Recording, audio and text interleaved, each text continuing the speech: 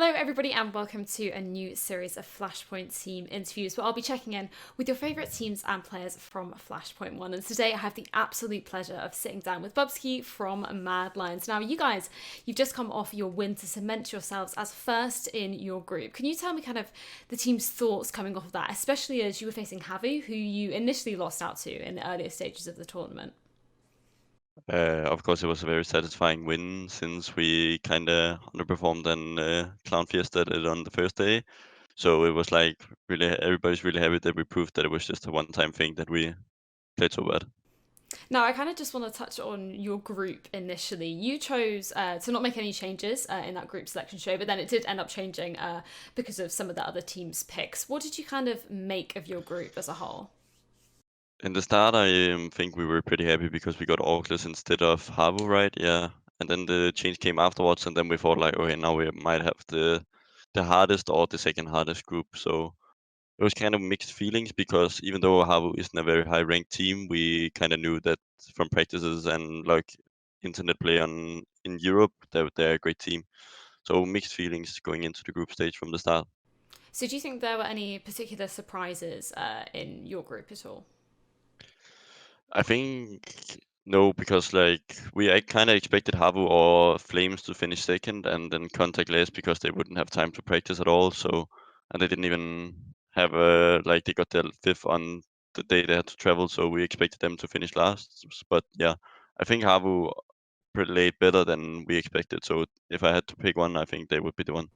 So, just based off that, were you kind of thinking that yourselves and Mad Lions were going to be placing first? Was that kind of your perception coming into this? Yeah, of course. I don't think everybody would have accepted that, or anybody would have be happy if we didn't finish the first, because it would be such a weakness sign from us to not even to be able to go first in the group, like with this format and BO3. So yeah, Looking at the other groups, were there any performances that you were particularly surprised at, or are there any teams that you're kind of looking at for the next phase? I think Chaos has surprised a lot of people.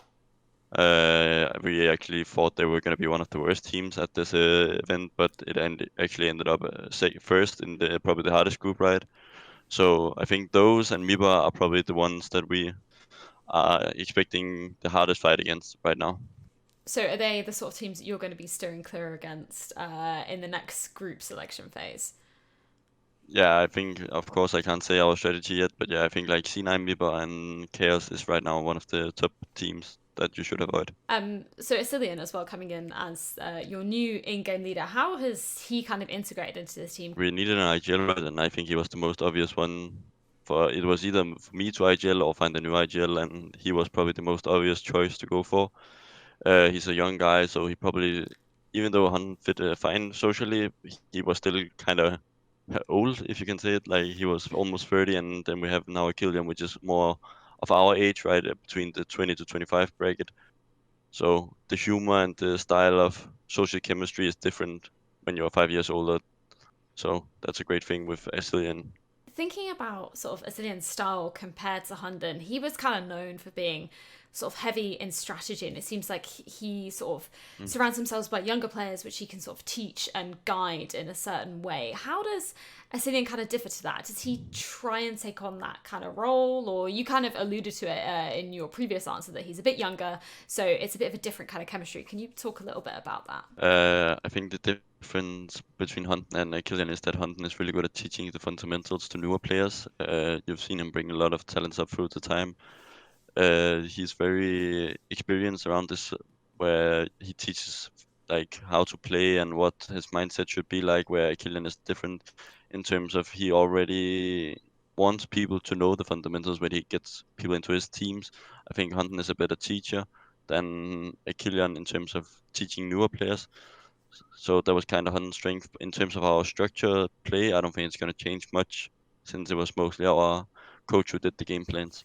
I want to talk a little bit about your initial game of Flashpoint 1. Obviously, we saw you going up against Habu, who you said you had some sort of feelings about going up against because you see them online, they've been doing pretty good things. And obviously, you unfortunately lost out to them, although it was very, very close to 2-1 scoreline. What was your prep kind of like coming into this game? And did Habu do anything that you weren't necessarily expecting?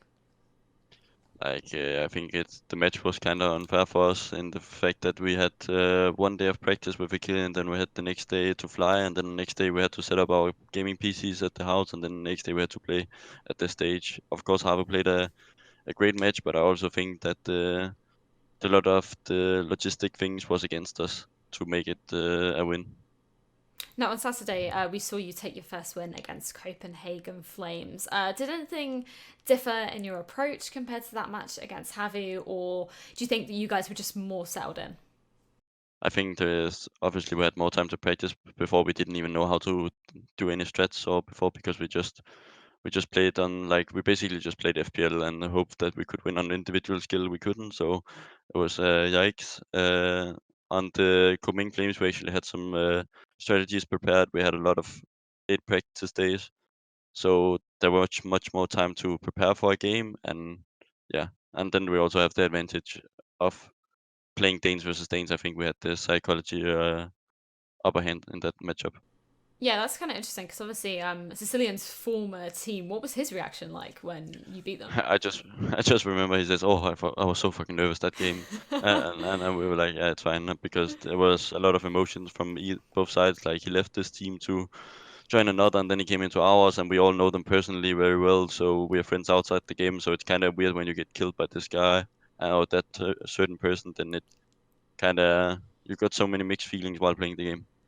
Yeah, I think that's one thing I love about Denmark is that there's so much rivalry because there's just so many good players. I love Yep. seeing Danish teams going head to head. But I just want to pick up on something that you said there about you sort of had the lack of time to practice, but then coming into that Saturday's game, that was only a few days for you guys to kind of get together and be sort of doing that practice. What were you kind of focusing on in those sessions? Because it's a short amount of time for you to achieve those sort of Yeah. goals.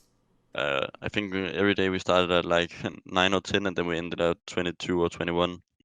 So it was long days, and we tried to make a plan that AcilioN was comfortable around doing because he's the one who's going to do the calls and he has to feel comfortable in what he's calling, right? And then we also had to make the players comfortable so they could play like they did before. So it was kind of a mixed match with a lot of talking forth and back to get the right plan, and we just keep developing it every game.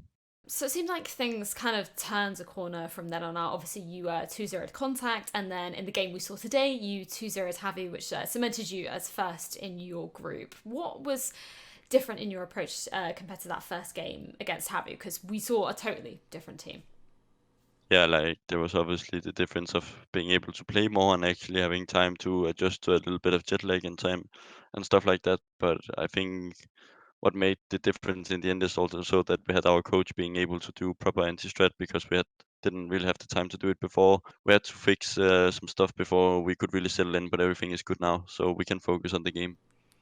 Just a player that I kind of wanted to pick up on in the later series was Acor. He seems to be having sort of much more impact in these games. Is that something that you guys have kind of focused on setting up, or is it him just becoming more comfortable again? No, I just think it's because he likes playing against the worst teams because he can individually dominate them better than the top teams, right? He hits some pretty nutty shots sometimes, and you get more space to hit insane shots and be better individually as an AWPer when you play against worse teams because for the first, they don't instant headshot you like in the top teams, and they don't flash as well on executes as top teams.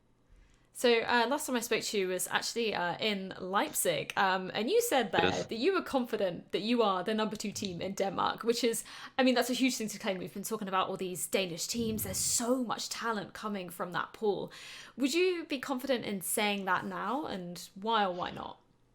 I think I said in an interview afterwards that I think we could wait to until after the major, but now the major is kind of postponed, so it will take probably ages. I think in 1 to 2 months' time, if the scene gets back on track with events and such, I think we could decide who really is the best, second best team, right? I think right now it's kind of between us and North because Front plus Phoenix can't even submit a full roster right now. But right now, I think we are the clear second. But I don't want to say anything that's permanent from because it could very fast change in the way the scene is now. Yeah, exactly. I mean, you guys have looked very impressive throughout this first phase one, but I kind of want to talk about phase two a little bit in Flashpoints. What are some of your goals as a team, and what are you kind of going to be working towards?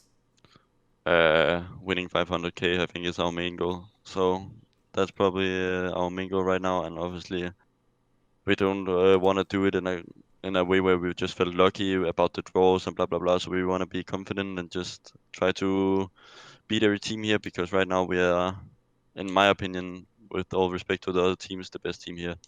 Well, a very confident final word from you there, Bubzkji. Thank you so much for taking the time out to join me, and good luck for the rest of Flashpoint 1.